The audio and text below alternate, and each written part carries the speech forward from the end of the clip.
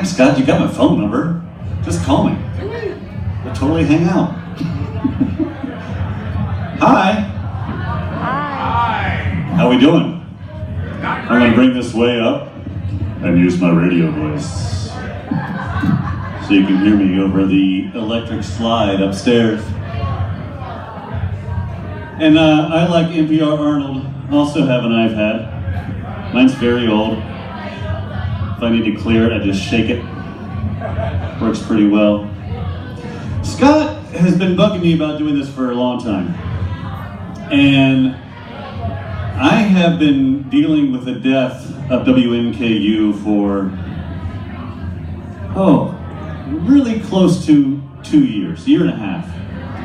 And it really became obvious this past February, so another 9-10 months.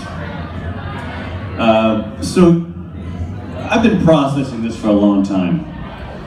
So I probably won't cry. I might, we'll see. But Scott was bothering me about this, bugging me about this, like, you gotta come do this. I'm like, man, buddy, I love it. I love the idea. I'm not into the whole, I don't know, do I really want to rehash this? Everywhere I go, I have this conversation. Do I want to really go ahead and do this in front of a crowd of people? And I was pretty reluctant to do it. And it was really just a couple of weeks ago, after I kind of had the closure and the station was shut down, that I was like, you know what? Yeah, I can do this. It'll be fun. It'll be fun to get with other listeners and members and share stories, and that's what it's been. It's exactly what it's been. And I thank you, Scott, for being persistent and encouraging me to do it. But my story, when I agreed to do this a week and a half, 2 weeks ago, was a very different story than it is today. Scott asked me also this, he said, if you can kind of give me a synopsis of your story this week, I can help you with it and then have a good introduction. I'm like, Scott, that's not how I operate. I will have this written as I'm walking in the door, which is what I did. That's how I ended the day at WNKU, that last day, was that I didn't know what I was saying until an hour before that happened. So yeah, things have changed, and I appreciate being a part of this and being asked to tell my story, which goes back to my upbringing, more essentially, basically. And I was not like a lot of you. I hear a lot of people talking about music always being in the home, and how your parents listen to this and the Beatles and Peter Frampton and Black Sabbath. That was not my household. But my mother, now, is a public radio junkie. Every conversation begins with NPR Arnold. The other day on NPR, I heard, same thing, that's my mom. She wears sandals with white socks. She absolutely adores Yellow Springs, Ohio. It's her favorite town. She even runs a folk storytelling festival in Moorhead, Kentucky, and I have to assume the only reason she doesn't drive a Subaru wagon is because it didn't get a good enough review in Consumer Reports. But she wasn't always like this.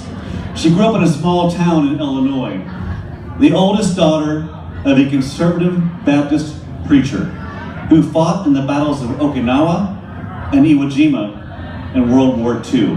She did not attend story slams in breweries. For her, culture was the stuff at the bottom of the petri dish in science class. She wasn't allowed to dance to the rock and roll station. But she was smart. She graduated high school, went to Berea College in Kentucky, one of the best schools in the country. She went for free, and that's where she met my dad, a redneck from the mountains of western North Carolina whose summer jobs included working in a mattress factory and dancing professionally at the Grand Ole Opry. True story.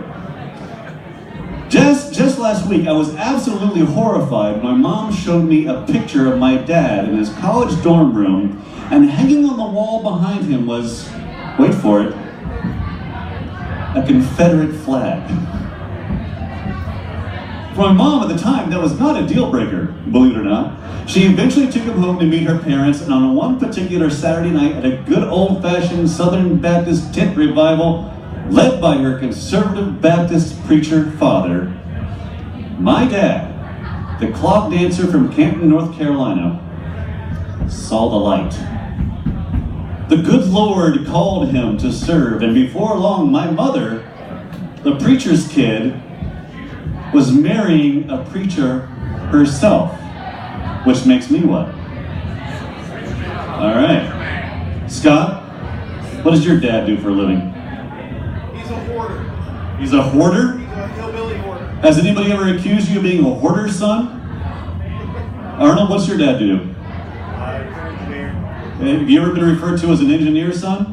Right to my face. Yeah, well, why? Why am I a preacher's kid? Just the way it is. Anyway, my mom was a good housewife. After college, she had babies and took care of the home while my dad attended seminary. He became the preacher, and she, of course, became the preacher's wife. Once a week, she'd fry chicken and bake a pie. Eventually, however, they grew apart. They divorced when I was 11. And my response to this was to grow my hair long, cut the sleeves off my jean jacket, and listen to a lot of Metallica and Iron Maiden very loudly. Music became everything to me. Unlike my mother, who I never considered to be much of a music fan, she certainly didn't grow up listening to music in the home, only hymns in the Baptist church. But if she did listen to anything, it was folk. Kingston Trio, Peter, Paul and Mary, Fairport Convention. And then in April of 1985, a new radio station signed on the air from the campus of Northern Kentucky University, playing a mix of folk music and news. So much news, and so little AC/DC. My mom had found a folk music station that in turn introduced her to National Public Radio, much to my adolescent chagrin. Eventually it did start to grow on me, not so much the music, but definitely the news.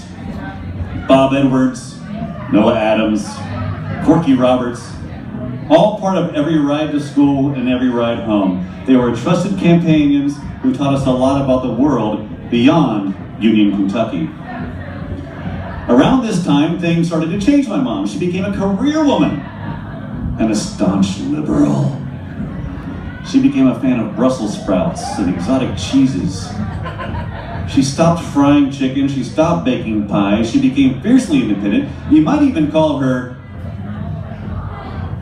a feminist. Now my mother has 3 younger sisters, and none of these attributes apply to any of them, so you might guess she sort of became the black sheep of the family. Her conservative Baptist preacher father didn't know what to think. She started traveling for the first time in her life. She became more culturally aware of the world around her, and she became a card-carrying member of public radio, specifically WNKU. Meanwhile, in my adolescence, I bounced around between WEBN and Q102. I can remember lying on the floor of my bedroom next to my boombox on Sunday mornings, listening to Casey Kasem telling me to keep your feet on the ground, keep reaching for the stars. With one finger on the play button, another on the record button, waiting for the Eurythmics' Sweet Dreams to come on. Puberty hit me hard and early. By 14, my voice sounded pretty much the way it does now. And at 16, I got a job working the McDonald's drive-thru after school. And you know when you go through the drive-thru at McDonald's, typically it's like, welcome to McDonald's, horses with us, fries and 6 real? No, not me. No. My father was a preacher. My mother was an English major. My stepmother was a semi-professional actress and professor of communication. Public speaking was in my blood, and I had these pipes. I'm telling you, people would pull up to the window for their food and nearly drop their chicken nuggets when they would see this pimply-faced kid looking back at them. A day rarely went by that someone didn't tell me, "Kid, you should be in radio." Huh, maybe. I do love music after all, but I graduated high school and went to college to become a doctor, a lawyer, or an Indian chief. A radio DJ is not a real job, by the way. Sledge. Sorry, it's just not. It's not a real job, being a radio DJ. After all, and you certainly don't go to college to become one. Besides, when I got to college, my musical taste had taken a drastic shift. Classic rock and top 40 were for the masses. I was different. And I discovered fish, not the food. And Widespread Panic, and the Grateful Dead, and Dave Matthews Band. They were cool back then. And oh, what I would have given to see my grandfather, the conservative Baptist preacher, at a fish concert. Anyway, I had long forgotten about the days of listening to NPR and folk music with my mom. And in fact, I didn't listen to the radio at all anymore. Radio stations didn't play the Grateful Dead. They certainly didn't play the Dave Matthews Band.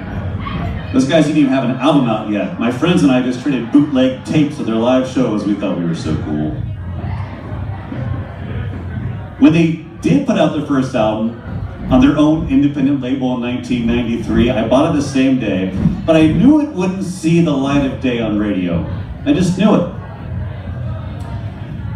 And so now the belief that I needed to do something more important with my life, how foolish I was back then. Along with a complete disdain for everything I heard on the radio, were enough to make me forget the sage advice of all those extremely wise McDonald's customers years earlier. And then it happened, December 1993, driving along in my 4-cylinder 86 Mustang LX with a broken cassette player, and yes, there was a Mustang that was not cool. I owned it. I decided to turn the knob on my radio all the way to the left to see if maybe, just maybe, there was something I was missing.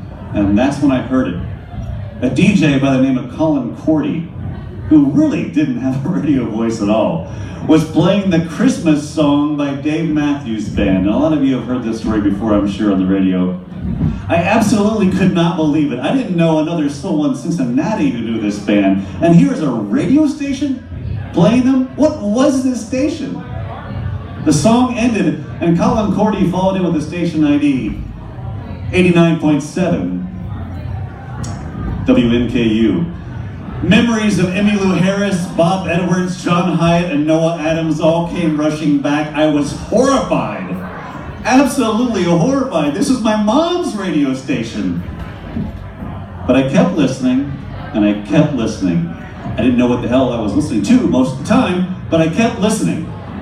And over the next few years, my musical taste expanded to include Nancy Griffith, John Prine, and some goofy Canadian band called the Bare Naked Ladies. I was still in school at UC, studying to become an astronaut or whatever. Don't do the math, I was in college a long time. But I was becoming obsessed with this little station at Northern Kentucky University. I became a member, $1 a week. I was so proud of that coffee mug. Then I became a volunteer, and not just any volunteer, folks, not just any volunteer, but 1998's WNKU Volunteer of the Year. Now, to be fair, I was the guy who got all the food during the fund drives, so I was kind of a shoo-in for the award. My mom was so proud. I love WNKU so much, I started to think maybe there actually could be a place for me making a living in radio. My plans to earn a degree in neuroscience at UC weren't going that well anyway, so I decided to transfer to NKU so I could enroll in the radio television program and be closer to my beloved WNKU. In 1999, Ben Singleton, the station's marketing and development coordinator, was called up by the National Guard to serve in the Bosnian conflict. Vicki Ellis, the development director, asked if I would step into his role while he was gone. What the hell is development anyway? Whatever, I figured it out. I was a college student working part-time at Citibank in collections, so of course I jumped on it.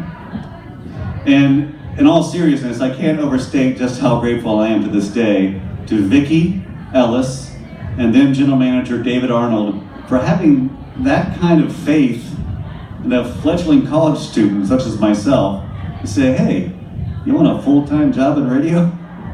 Okay. The 17 plus years that followed are really a story for another day. The bottom line is I became a part of something incredibly special, But you already know that. That's why you're here. And as I said during WNKU's final moments on the air 2 Thursdays ago, it all started with a love of music. The music is what drew us all to WNKU, right, Arnold? But what made it so special, and I've heard this from Arnold and Jill and everybody else tonight, what made it so special, so damn special, is the people. The ones I've worked with, those who volunteered, Cindy and Gary Esselman, and so many others who are here right now. All the unbelievably devoted members, such as Jill and Michael Gibney, who I became good friends with over the years. Concert promoters, venue owners, festival organizers, all the people who have done so much to make this city what it is today. I mean, how many of you, a lot of you are there right now because you're not here. How many of you have been to Blake this weekend? It's incredible what's happening in this city. And it's the most meaningful thing to me to have been a part of that. At the end of the day, it's about so much more than just the music. I said on the air in those last minutes that the music was the food being served at the dinner table around which we are all gathered. And I truly believe that. It was because of each other, this community, that we were all changed for the better. It's not just the music. I would bet money that nearly every single one of you here is also a listener of WVXU. Am I right? A part of the same community that, whether it's music or art or hashtag real news, we grew together because of it. I know I did, and I know my mom did. Guys, I'm telling you, this woman is a complete public radio junkie. The fact that her son worked for nearly 18 years and eventually became the general manager of the first public radio station she ever listened to, the station she introduced me to when I was just 12 years old, it's a little embarrassing. She's frankly downright smug about it. Because of public radio, because of WNKU, I'm a better person. But it's not just because I worked there, to be clear. We're all better people. You are a better person. My mom is a better person because of it. She's a long way from those days in her father's conservative Baptist church in white bread, small town Illinois. And I truly believe WNKU had a lot to do with that. To be clear, I love my grandfather very much, and of course so did my mom. In fact, we were all amazed to see a transformation late in his life into a much more open-minded, forward-thinking, and worldly person. I think it started to happen in his 80s when my mom started to care for him after his first stroke, and the two of them became closer than they had ever been before. My mom changed and grew thanks to the communities and influences she was exposed to in life, including public radio. And she, in turn, influenced my grandfather. Of that I have no doubt. This past Monday morning, my grandfather, the once uber conservative Baptist preacher who really became such a different person later in life, thanks in part to my mom, died in his sleep. He was 92. We buried him just yesterday afternoon, in fact. This is why my story has changed. And I shit you not, we left the funeral in Latonia, Kentucky, and drove to Williamstown, Kentucky, the longest funeral procession you've ever seen, to bury him at the VA cemetery. And because I no longer have WNKU to listen to, we were listening to satellite Sirius XM. First wave specifically, you know what I'm talking about, Jim. And I shit you not, the last song that came on as we were driving into the cemetery was This Must Be the Place by Talking Heads. I shit you not. I'm all about making stuff up for the sake of a good story, but I am not making that up. Last night, my wife and I took Mom downtown for Blink after we buried her father to experience all that this community has become. We had the most amazing time. We ran into so many people who I know and love solely solely because of my time with WNKU. Every single one of them. Every single person, and there were a lot of them, people I knew and love and have friendships with because of WNKU.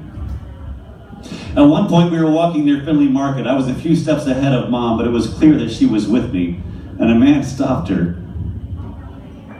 He works for WNKU, doesn't he? He's the one who signed off the air on their last day. Yes, my mom said, he's my son. I introduced him to WNKU. Yeah, believe me, she did. You must be so proud, he said.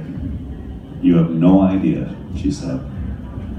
She is proud, of course, and so am I, but not of anything I did, but for what we did as a radio station and what I've been hearing all of you talk about this evening. Every single staff member's name that I read on air that last day, every volunteer, every member, every listener, together, we all created a community.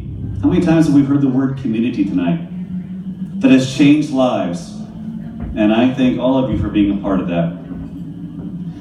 After an amazing night in Cincinnati, basking in the glow of blank, after burying my conservative Baptist preacher grandfather earlier that day, around 1 o'clock this morning, my wife and I dropped my mom off at Union Terminal so she could board a train for Seattle. It was a trip that had been planned long before her father died, but in hindsight, could not have been better timed. At 71, she's traveling across the country alone on a train with her sandals and her white socks and a new backpack that a new backpack that was recommended by Rick Steves. I kid you not. Like, Mom, this is a cool backpack. Where did you get this? She's like, oh, Rick Steves recommended this backpack. I shit you not. She went on this journey to see what else was out there, to experience a little more of the world around us.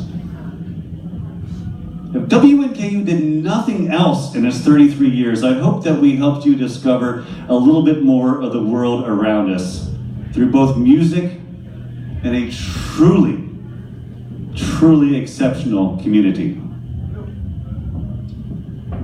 Thanks for listening. Yes.